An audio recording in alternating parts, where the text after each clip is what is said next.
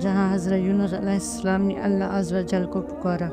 علامہ ابن جریر رحمۃ اللہ علیہ نے حضرت ابو ہریرہ رضی اللہ تعالیٰ عنہ سے روایت کیا ہے کہ حضور نبی کریم صلی اللہ علیہ وآلہ وسلم نے فرمایا کہ اللہ تعالیٰ نے حضرت یونس علیہ السلام کو مچھلی کے پیٹ میں قید کرنے کا ارادہ فرمایا تو مچھلی کو حکم دیا کہ انہیں خراش نہ آنے پائے اور نہ ہی ان کی کوئی ہڈی ٹوٹنے پائے۔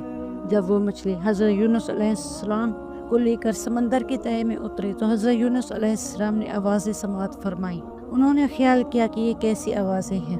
اللہ عز و جل نے ان کی جانب وحی فرمائی کہ سمندری مخلوق تسبیح میں مشغول ہے۔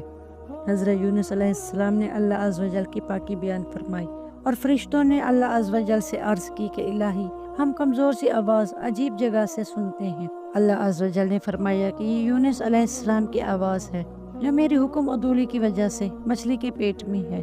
فرشتوں نے عرض کی الہی وہ نیک بندے ہیں اور دن رات نیک اعمال تیری جانب بھیجتے ہیں۔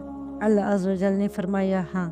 پھر فرشتوں کی سفارش پر اللہ عز و جل نے مچھلی کو حکم دیا اور مچھلی نے حضرت یونس علیہ السلام کو ساحل سمندر پر الٹ دیا۔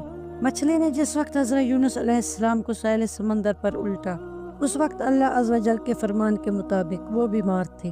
حضرت انس بن مالک رضی اللہ تعالی عنہ سے مروی ہے کہ حضور نبی کریم صلی اللہ علیہ وآلہ وسلم نے فرمایا کہ حضرت یونس علیہ السلام نے مچھلی کے پیٹ میں اللہ عز و جل کی بارگاہ میں یوں دعا اللہ الہ الا انت سبحانک انی کنت من الظالمین، کوئی معبود نہیں تیرے سوا، پاکی ہے تیرے لیے، بے شک مجھ سے خطا ہوئی۔ حضرت یونس علیہ السلام کی دعا عرش کے نیچے پہنچی تو فرشتوں نے اللہ عز و جل کی بارگاہ میں عرض کی الہی یہ کمزور سی آواز جانی پہچانی ہے اور انجانی جگہ سے آ رہی ہے۔ اللہ عز و جل نے فرمایا کیا تم اسے پہچانتے ہو؟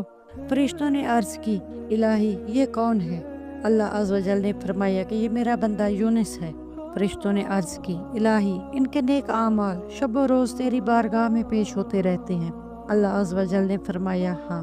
پھر فرشتوں نے حضرت یونس علیہ السلام کی سفارش کی اور اللہ عز و جل نے مچھلی کو حکم دیا تو مچھلی نے حضرت یونس علیہ السلام کو کھلے میدان میں الٹ دیا۔ حضرت ابن ابی حاتم رحمۃ اللہ علیہ نے حضرت ابو ہریرہ رضی اللہ تعالی عنہ سے روایت کیا کہ حضور نبی کریم صلی اللہ علیہ وآلہ وسلم نے فرمایا کہ مچھلی نے حضرت یونس علیہ السلام کو کھلے میدان میں الٹ دیا۔ اللہ عز و جل کے حکم سے وہاں کدو کی بیل اگ پڑی۔ پھر اللہ عز و جل نے ایک پہاڑی بکری کو مقرر کیا جو سبزہ کھاتی اور دودھ دیتی، جس کے دودھ سے حضرت یونس علیہ السلام سیراب ہوتے۔ حضرت عبداللہ بن عباس رضی اللہ تعالی عنہ کا قول ہے کہ حضرت یونس علیہ السلام